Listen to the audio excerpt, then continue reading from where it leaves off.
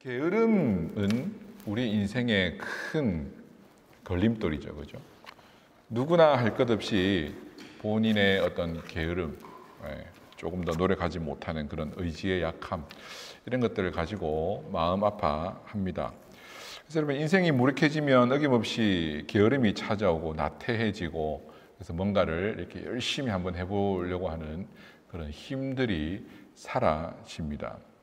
그래서 그 게으름은 우리의 삶을 불편하게 만들고, 그 게으름의 결과인 가난으로 인해서 우리의 삶이 비참하게 되기도 합니다. 그래서 성경에도 이 게으르지 말 것에 대하여서 이렇게 말씀하고 있고, 특별히 이 게으름이 단지 이 땅에서 열심히 살아야 한다는 그런 정도의 말씀이 아니라 하나님 앞에서 성도의 올바른 삶의 자세임을 우리에게 여러 차례 가르쳐 주고 있습니다. 성경에서는. 근데 여러분, 이 게으름이라고 하는 것은 굳이 성경을 읽지 않아도 그냥 아이들이 읽는 그 우화에서조차도 등장하는 그런 이야기죠. 우리가 잘 아는 이야기 중에 개미와 배짱이가 있습니다. 기억나십니까? 개미와 배짱이. 개미는 여름에 정말 땀을 뻘뻘 흘리면서 열심히 일해서 이제 곡식 창고에 곡식을 많이 모아놨는데, 배짱이는 여름 내내 기타나 치고 노래나 부르고 한량처럼 띵까띵까 놀다가 이제 딱 겨울이 되었는데 먹을 게 없어서 개미에게 찾아가서 먹을 것을 구했다는 그런 내용입니다. 이제 우리가 어릴 때 읽었던 우화의 내용은 여기까지인데, 이제 요즘 아이들이 읽는 우화에는 이제 좀 이게 이제 패러디가 되어가지고 그 다음 이야기가 이제 속편처럼 붙어 있더라고요. 번외 이야기처럼.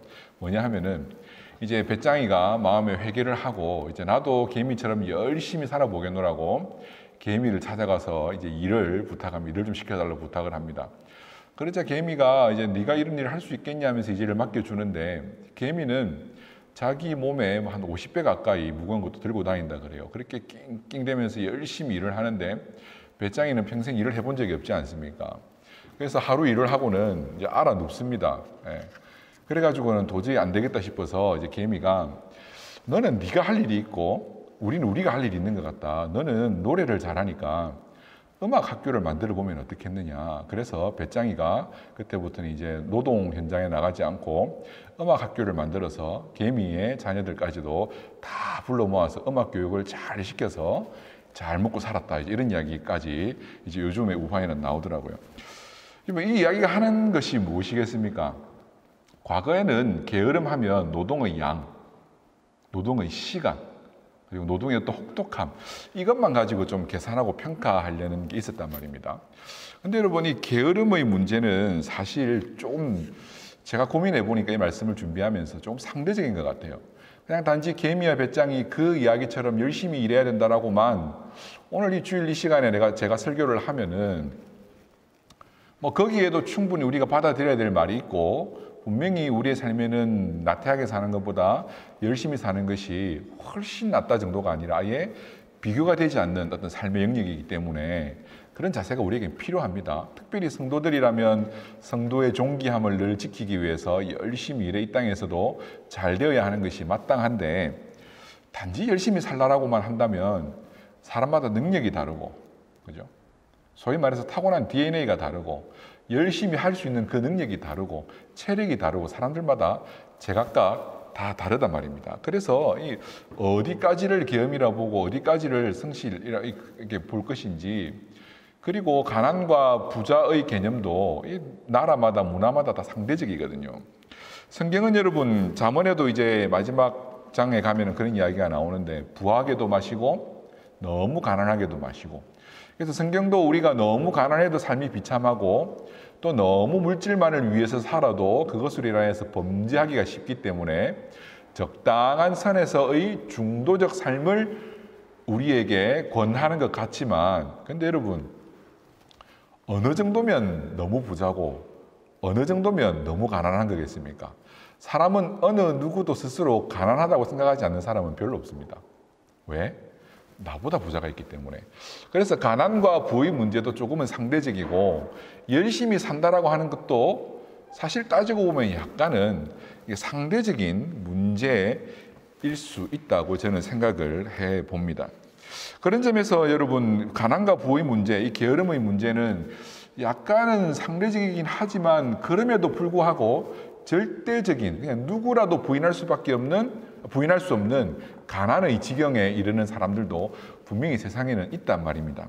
그래서 성경은 우리에게 최소한의 자기 방어, 그리고 최소한의 자기 존엄성 정도는 지킬 수 있도록 궁극의 가난에는 빠지지 않도록 우리에게 성실히 살 것과 게으르지 말아야 할 것을 잠언을 통하여 우리에게 가르쳐 주고 있죠. 신약에서도 바울은 게으른 자는, 일하기 싫어하는 자는 먹지도 말라라고 신앙 안에서 우리에게 권면을 하기도 합니다. 그럼에도 불구하고 계속 헷갈리게 말하죠, 그죠? 뭐 이거 이 말인가 저 말인가. 그럼에도 불구하고 또 성경은 아까 말씀드린 것처럼 너무 부하게도 되지 말고 너무 가난하게도 되지 말라고 하면서 가난이 때로는 성도에게 유익을 줄 때도 있고 부함이 오히려 성도에게 해가 될 때도 있음을 말하면서 이 가난의 개념은 그런 절대적 가난에서는 벗어나야 하지만 또 어느 정도의 상대적인 개념도 있음을 우리에게 말하면서 아마도 이 잠언에서 우리에게 그러니까 게으름의 결과로서 가난하게 되는 것은 어떤 뭐 상대적인 가난을 말하는 것이 아니라 아마도 우리에게 절대적인 가난, 궁극의 그 가난에까지는 들어가지 않도록 지혜롭게 게으르지 않도록 살라고 우리에게 권면하는 것이 아닌가 이렇게 한번 생각을 해볼 수 있습니다. 여러분, 성도에게 뿐만 아니라 모든 사람에게 가난은 정말 인생의 불편한 요소죠, 그죠? 마음 아프게 되는 요소고. 하지만 여러분, 심각한 가난은 우리의 인생을 참혹하게 하지만, 그래서 우리가 게으르지 말아야 하지만, 그럼에도 불구하고 그러면 이제 우리가 생각해 봐야 될 문제인데, 이 성실함, 부지런함의 기준을 어디까지로 이제 두어야 할 것인가, 이것을 한번 우리가 고민을 해 보아야 되겠죠. 왜냐하면 성경이 오늘 우리에게 이 가난이 게으름의 결과다라고 말하기 때문에 그럼 우리는 어느 정도 살아야 이 말씀에 우리가 꺼리낌이 없이 가난을 벗어나서 살아갈 수 있을까, 이것을 한번 생각해 보아야 하는데, 우리 대부분은 다 우리가 좀 가난하다고 생각을 하잖아요, 그죠? 그러면 우리가 가난하다라고 스스로 판단을 하기 때문에 그럼 우리의 가난함은 오늘 이 말씀에 따르자면 우리의 게으름의 결과란 말입니다. 그러면 이제 우리는 사실은 이제 마음의 자책과 어떤 죄책감 가운데 이제 좀 시달릴 수밖에 없는 것이죠. 근데 여러분, 한국 사람이라는 그 자체만으로도 세상 사람 전체를 두고 평균을 내렸을 때에 아닌 사람들도 있겠지만 대부분은 한국 사람이라면 대체로 세상의 평균 이상은 저는 간다고 보아집니다. 특별히 유럽에 나와서 살아보니까 이게 더더욱 피부에 체감이 돼요. 우리나라 사람들은 얼마나 바쁘게 살고 얼마나 치열하게 삽니까? 누가 우리나라에서 대낮부터 이제 직장을 그만두고 노후 준비를 다 마쳐서 이렇게 리타이어 하신 분 외에 점심을 몇 시간씩 먹고 앉아 있고 그거 다 먹고 또 바에 가가지고 커피를 한두 시간씩 이렇게 마시면서 놀고 있는 사람이 어디에 찾아볼 수 있습니까? 그 누구도 그렇게 살 수가 없죠, 그죠? 어디 낮에 공원에서 운동을 하고 뭐 그렇게 삽니까, 그죠? 발에 정말 땀이 나도록 뛰어다녀도 살기가 힘든 상황이지 우리나라의 상황인데, 그래서 이런 유럽의 낭만과 여유 이런 것들은 사실은 한국 사람들에게는 정말 동경의 대상이고 참 열심히 사는 한국 사람들에게는 부럽기만 한 상황이죠. 물론 살아보면 다른 불편함들도 많기는 하지만 말입니다. 그래서 이제 이런 것들을 비교해 볼 때 우리는 한국 사람으로서 우리가 꼭 그렇게 게으르기만 했던가, 그죠? 한국에서 살 때 몰랐는데 나와 보니까 그렇게 우리가 게으르지는 않은 것 같은데 하는 회의적인 생각도 들 수도 있습니다. 이것은 우리가 신버전이 나오기 이전의 개미와 배짱이 이야기에서의 교훈처럼 단지 열심히 사는 것, 성실함을 노동의 양으로만 생각해 보았던 시대의 어떤 그런 개념이 아닐까, 이렇게 한번 생각을 해볼 수 있죠. 그래서 부지런함은 일을 많이 하는 사람, 그래서 빨리 와서 빨리 일을 마치는 사람, 이런 사람을 성실한 사람이다라고 우리는 평가할 수밖에 없죠. 어느 정도는 그 말이 맞습니다.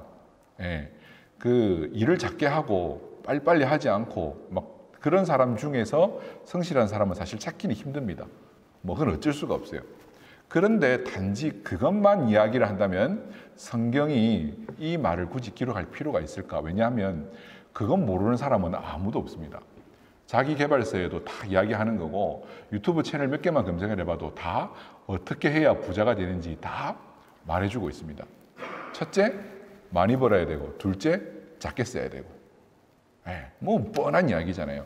그런데 성경은 사실은 여기에서 어떻게 보면은 우리에게 죄책감을 조금 줄여줄 수 있는 어떤 측면도 있고 또 한편으로는 하나님의 말씀은 언제나 절대적 기준이며 우리의 삶의 유일한 법칙이기 때문에 우리에게 성도들에게 요구되는 더 큰 부담을 주는 측면이 있을 수도 있습니다.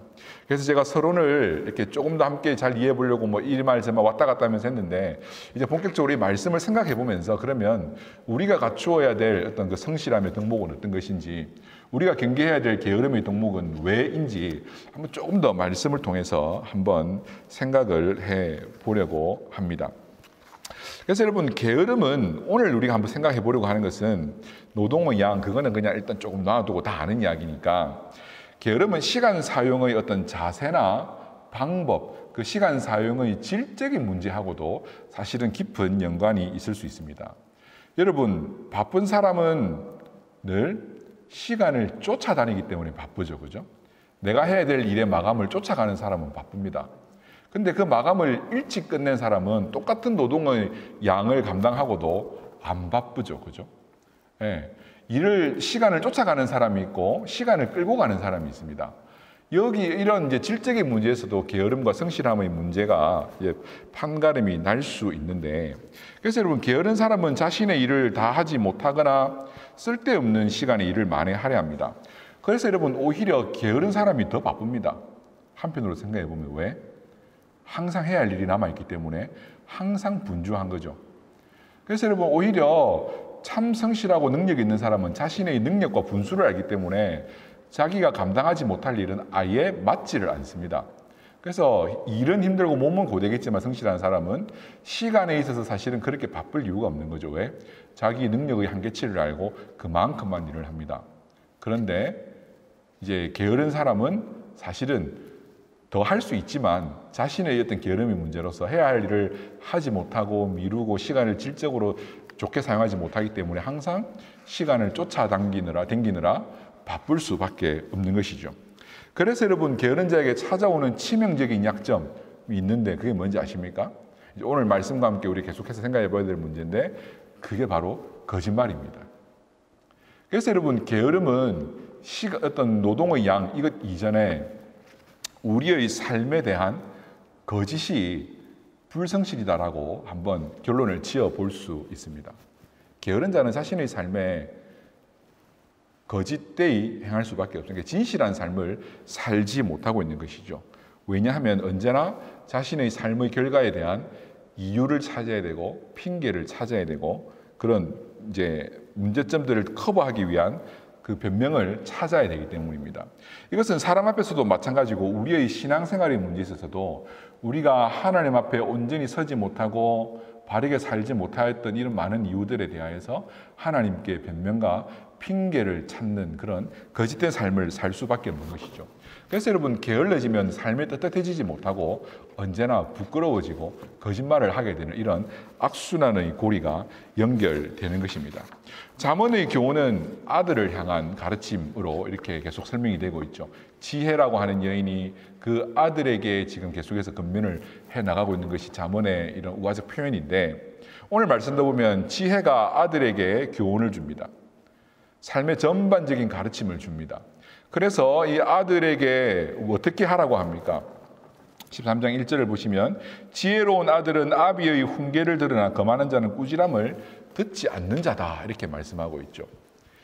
여러분 지난번에 5계명에서도 배웠고 지난주에도 조금 우리가 배웠는데 자녀에게 요구되는 첫 번째 덕목이 뭡니까? 부모에게 순종하는 것이죠.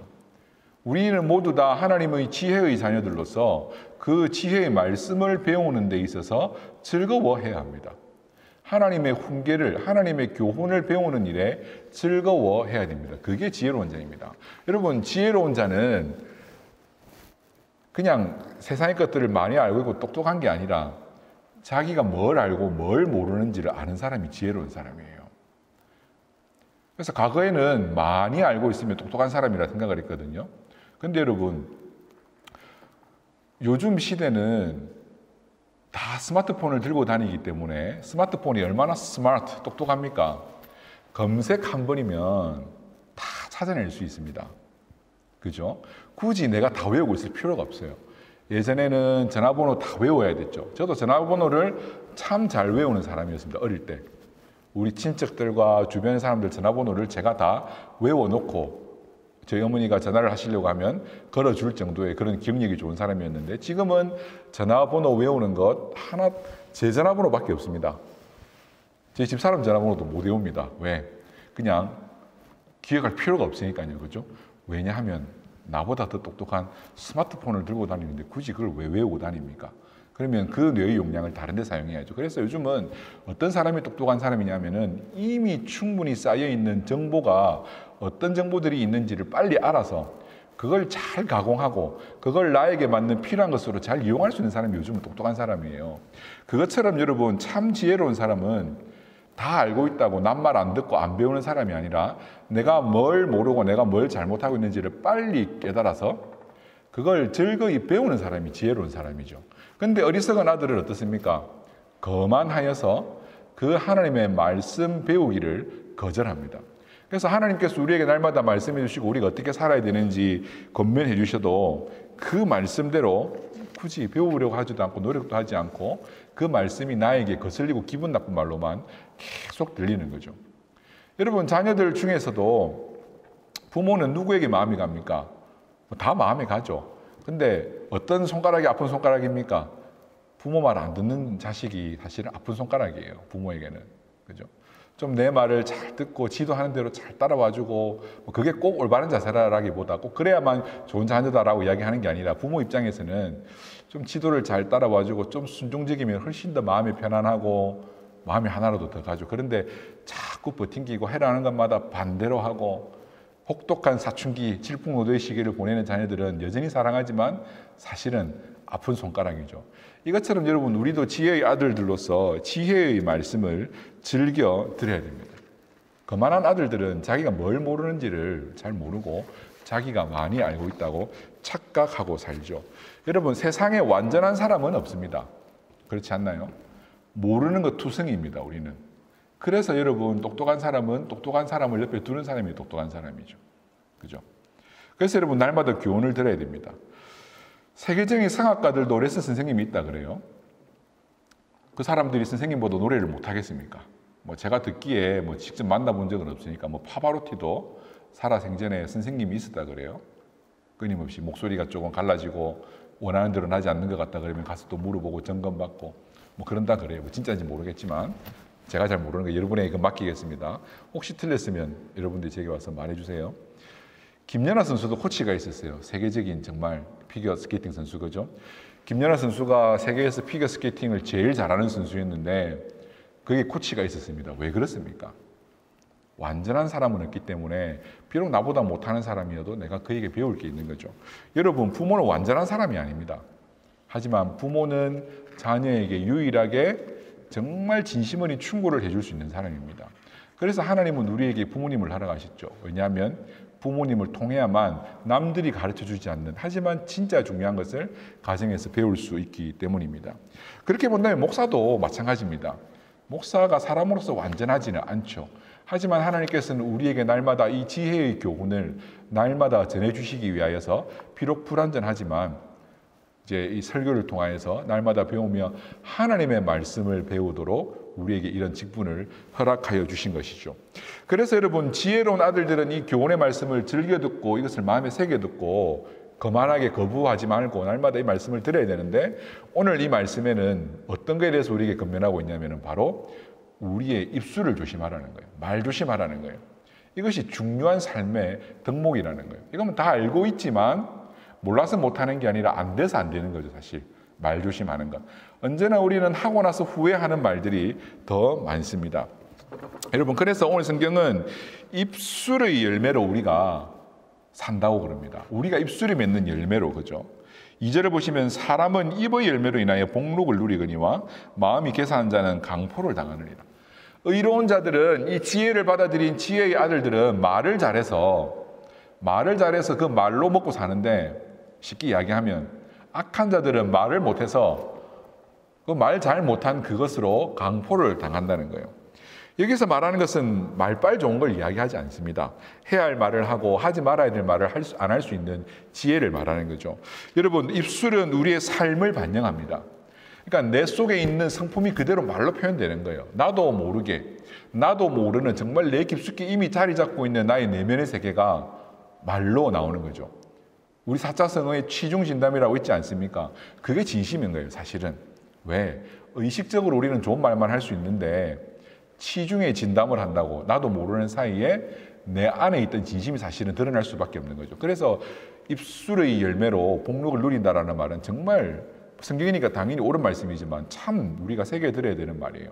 내가 어떤 말을 하는 사람인가, 그것으로 우리는 열매를 맺을 수밖에 없습니다. 그런데 하나님께서는 우리에게 또 다른 기회를 주십니다. 우리가 우리 속 사람이 정해져 있는 대로 말을 내뱉을 수밖에 없나요? 우리는 복을 누릴 수 없을 겁니다. 그렇죠? 우리 중에 온전한 사람이 누가 있습니까? 우리의 속 사람이 있는 대로 쏙 시원히 말 한 번 다 하고 살면 우리 중에 하나님의 복 받을 사람 없을 겁니다. 그죠? 저도 마찬가지고. 하고 싶은 말 다 하고 한번 살아보라 그러면 우리는 얼마나 입술로 범죄를 많이 범하겠습니까? 그런데 우리의 입술의 기능은 또 하나가 있는데, 우리의 내면을 보여주는 그런 기능, 우리의 삶을 반영하는 기능도 있지만 또 하나, 입술은 우리의 삶을 조절하는 기능도 있습니다. 내 속에는 화가 부글부글 치밀고 내 속에는 미움이 가득하고 타인을 공격하고 싶고 누군가를 그냥 억누르고 싶은 마음들이 가득 차 있는데, 이걸 입술로 내뱉으면 입술은 내 삶을 반영하는 장치이지만 이걸 입술로 표현하지 않고 절제하고 억눌렀잖아요. 그것으로 우리의 입술은 우리의 삶을 조절하게 되는 거예요. 그래서 악한 말을 내뱉지 않았던 우리의 입술의 열매로 말미암아 뭘 누린다고요? 복을 누린다는 거예요. 그래서 하나님은 우리의 입술을 잘 다듬어서 하나님께서 날마다 주시는 이 지혜의 말씀을 잘 새겨듣고 이 계명을 잘 새겨들어서 말을 잘하는 사람이 되라는 거예요. 그래서 이 말을 잘하면 먹고 살기 때문입니다. 말 한마디로 천냥빚도 갚는다는데, 우리는 하나님께서 주신 그 은혜로 날마다 이 은혜의 말들을 내뱉고 성도에게 서로 축복하며 자녀에게 축복하며 이 세상을 살리는 말들을 해나갈 때 얼마나 많은 사람들이 생명을 얻고 위로를 얻고 힘을 얻겠습니까? 그것은 그들에게 잘 되는 것이 아니라 결국은 돌고 돌아서 다시 나에게로 돌아오는 것일 뿐만 아니라 하나님께서 그 입술의 복록으로 말미암아 우리에게 복을 주시는 것입니다. 그래서 이전 말씀처럼 사람은 입의 열매로 복을 누립니다. 반대로 악한 말을 하면 그 화도 여전히 누리게 되겠죠. 그래서 여러분 3절을 이렇게 말씀하죠. 입을 지키는 자가 자기 생명을 보전한다. 서양 속담에는 웅변은 은이요 침묵은 금이다라는 말이 있습니다. 웅변을 잘하는 것도 좋지만 쓸데없는 말을 할 바에야 말을 하지 않는 것이 훨씬 나을 수도 있다는 거죠. 저도 말을 해야 하는 사람이기 때문에 말을 하지만 늘 느끼지만 뒤돌아섰을 때에 많은 말로 사람을 가르친 것보다 그냥 놔두는 게 덜 나빴겠다라는 생각이 들 때도 있어요. 지금은 그런 생각도 잘 없지만 조금 더 어렸을 때는 저도 동네에서 말 좀 한다라는 말을 듣고 살았기 때문에 내가 이렇게 저렇게 말하면 설득할 수 있을 거야. 내가 찾아가서 말하면 다 해결하고 올 수 있을 거야. 이 문제 내가 찾아가서 그 사람 설득하면은 다 될 거야. 이런 자신감이 좀 있었거든요. 그런데 제 말이 틀린 말은 아니고 맞는 말이긴 하지만 말을 하면 할수록 더 깊은 오해와 더 깊은 어떤 감정의 골이 깊어질 때가 있더라고요. 왜냐하면 내가 아무리 말을 잘해도 제가 말을 다 잘했을 수도 없고요. 그리고 최상의 상태에서 가정해서 말을 정말 잘했다 하더라도 알아듣는 사람이 내가 말한 대로 알아듣지는 않더라고요. 그래서 그냥 놓아두면 그만큼이라도 했을 텐데 괜히 말해가지고 더 나빠진 경우도 종종 있더라고요. 이럴 때마다 참 드는 생각은 그냥 내 정당함을 풀고 오해도 풀고 그 사람도 설득하고 이런저런 이유들로 최선을 다해서 말했는데 그냥 그것보다 괜히 고생만 하고 말 안 하고 놓아두는 게 덜 나빴겠다 싶을 때 참 아쉽고 허탈하기도 합니다. 그래서 웅변은 은이고 침묵은 금이라는 말이 나오지 않았겠습니까? 그래서 여러분, 우리는 우리 입술을 지켜서 강포한 말, 타인에게 상처 주는 말, 공동체를 이간질하는 말 등 별로 쓸데없고 굳이 우리의 에너지를 쏟지 않아도 될 말은 아끼는 지혜를 갖추어야 됩니다. 왜 굳이 중요하지 않은 일에 우리 에너지를 쏟습니까? 말해야 되지 않을 것 같은 일에는 굳이 그냥 놓아두는 게 에너지라도 아끼는 것일 수도 있습니다. 하나님께서 왜 우리에게 이런 지혜의 말씀을 주시며 이렇게 살라고 하시겠습니까? 그것은 우리가 혼자 사는 사람이 아니라 사회 가운데서 살아가기 때문에 그렇습니다. 교회라는 사회, 우리 가정이라고 하는 사회, 이런 공동체 가운데 살아가기 때문에 이 입술의 열매는 너무너무 중요합니다. 오늘 내가 뱉었던 이 한마디는 나비 효과가 되어서 언젠가 나에게 큰 영향력으로 돌아올 수 있습니다. 내가 한 사람을 격려해서 살렸더니 그 사람이 10사람을 살리고 그 10사람이 또 이렇게 살렸는데 그 사람이 언젠가 내가 힘들 때 받았던 은혜가 감사해서 나에게 올 수 있는 거죠. 작년 크리스마스 때인가요? 작년이 아니고 그 앞에 크리스마스 때인가요? 이제 우리 청년들과 고기를 구워 먹기로 한 날이어서 이제 차를 타고 저기 시장에 가서 고기를 좀 많이 사오려고 가다가 차에 펑크가 났어요. 이게 울퉁불퉁 파인 길에 그냥 푹 하고 펑크가 나버렸어요. 많이. 근데 이제 마침 이제 뒤에 장비가 없더라고요. 그래서 길에 세워놓고 타이어집 앞에 있는데 그날이 아마 이브였을 거예요. 문을 안 열더라고요. 아무리 기다려도 문을 안 열어서 이제 어쩔 수 없이 그 바로 옆에 있는 어떤 가게를 들어갔는데 오디오 전문점인 것 같은데 행사용 오디오 사장님이 오더니 자기 장비를 이렇게 챙기고 와가지고는 해주셨어요. 그 스페어로 갈아주셨어요. 그러면 사실은 말이 뭐였냐면은 나도 몇 달 전에 길에서 똑같은 경우를 당했는데 그때 누군가 나를 도와줬다. 내가 그것을 너한테 오늘 갚는 것 같다 하더라고요. 참 그분이 어떤 분인지 모르겠지만 참 성경적이고 훈훈한 것 아닙니까? 꼭 이 말씀이에요. 그러니까 우리가 바르게 행했을 때 우리의 입술의 열매가 언젠가는 우리에게 더 훈훈한 것으로 또 돌아올 수도 있는 것이죠. 그래서 여러분 지혜로운 성도는 언제나 우리의 입술을 잘 단속해서 꼭 해야 할 말, 좋은 말로 말을 잘해서 복을 누리는 삶을 살아야 합니다. 그러면서 5절에서는 우리의 입술을 잘 제어하는 것이 무엇인지 하나 더 이야기를 하는데 그게 뭐냐면 바로 거짓말이에요. 이 2절, 3절에서 말하는 건 좀 사나운 말을 이야기하는 것 같고 그러니까 공동체 가운데서 남에게 상처 주거나 강포한 말들을 이야기하는 것 같고 이 5절에서는 거짓말에 대해서 좀 더 이야기를 합니다. 이 거짓말 자체도 좋은 건 아니고 나쁜 거긴 하지만 사실은 이 거짓말은 더 심각한 문제가 뭐냐면 우리가 우리를 숨기고 속이려고 하는 우리의 죄성의 표현이기 때문에 이 심각한 거예요, 거짓말은. 그래서 여러분 우리는 거짓을 능력으로 여기는 사회 문화 가운데 삽니다. 그죠? 거짓도 능력이고 그것이 수완인 세상에 살아갑니다. 근데 여러분 성도는 그렇게 살면 안 돼요. 하나님께서는 이 거짓을 미워하십니다. 5절 말씀을 한번 보십시오. 의인은 거짓말을 안 한다가 아니라 어떻게 합니까? 거짓을 안 하는 정도가 아니라 미워합니다. 그러니까 우리와 함께 할 수 없는 거예요. 거짓은 미워해야 하는 것입니다. 우리의 양심을 넘어 신앙의 문제고 구원받은 자는 거짓말이 미워져야 하는 것이죠. 여러분 악의 전형적인 표현이 거짓말입니다. 그러니까 악하면 그냥 거짓말이에요. 사탄은 여러분 어떻게 사람을 파멸의 길로 이끌었습니까? 거짓말입니다. 거짓말.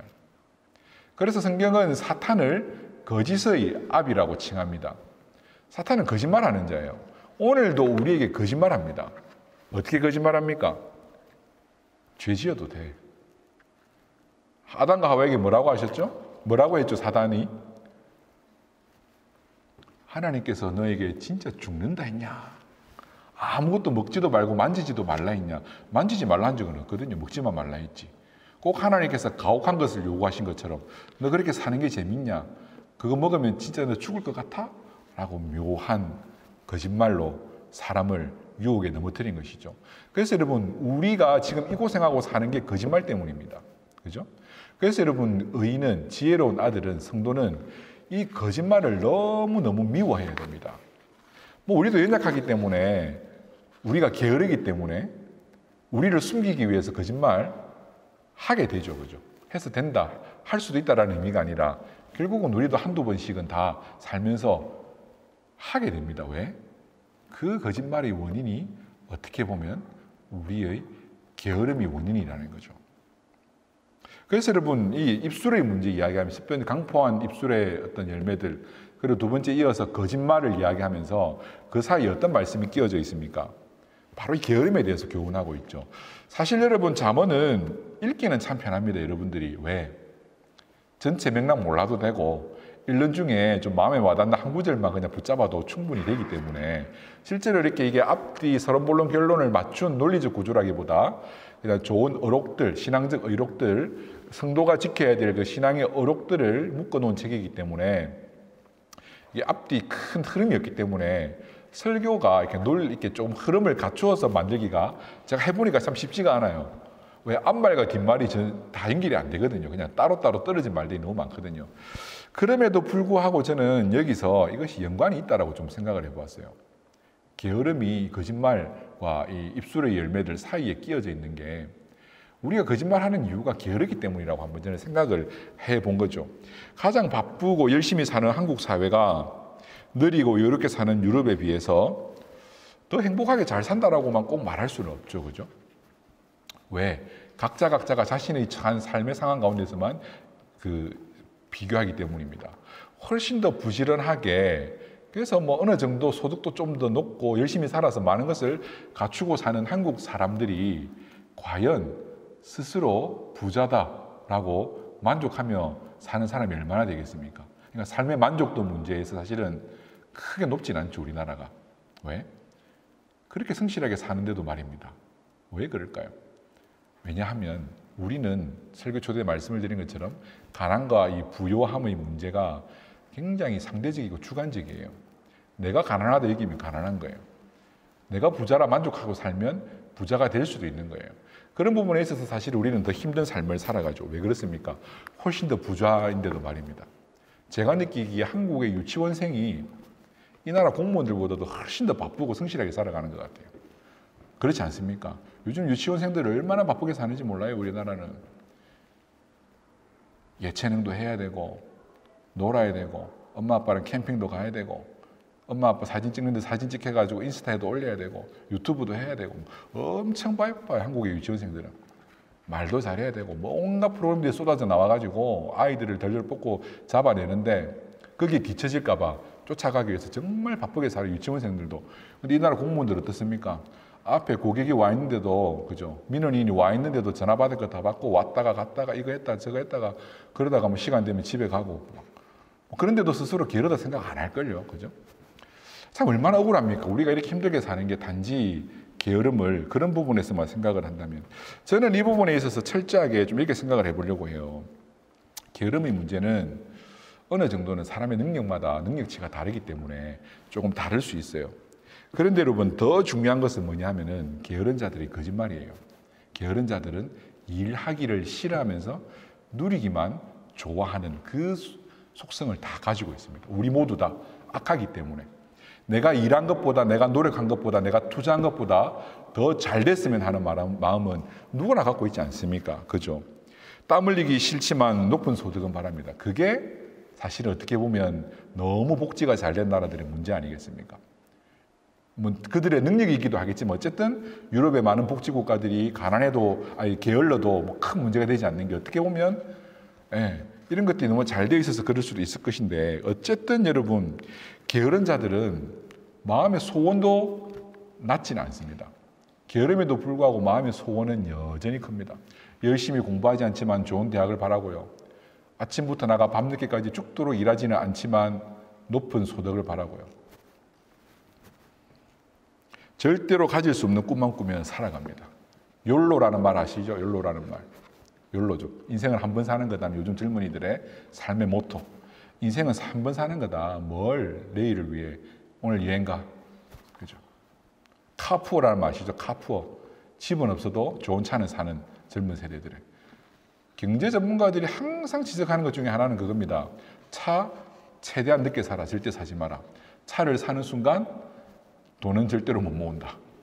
왜냐하면 차 가지고 놀러 다녀야 되고 뭐 젊은이들에게 충고하는 게 그거더라고요. 그래서 여러분 막 사지도 못할 좋은 차 사진 SNS 프로필 사진으로 걸어놓고 내 꿈이야 이러면서 아니면 멋진 휴양지 호텔 사진 걸어놓고 내 꿈이야. 정작 그 삶의 모습들을 볼 때에 그것을 가질 만한 삶의 자세는 전혀 갖추고 있지 않은 겁니다. 여러분 게으름이 꼭 나쁜 거 가난함이 꼭 나쁜 것은 아닐 수 있어요. 가난하기 때문에 겸손할 수도 있고요. 그리고 조금 느리고 천천하게 살았기 때문에 많은 물질을 가지지 못했지만 더 행복하게 살 수도 있다고요.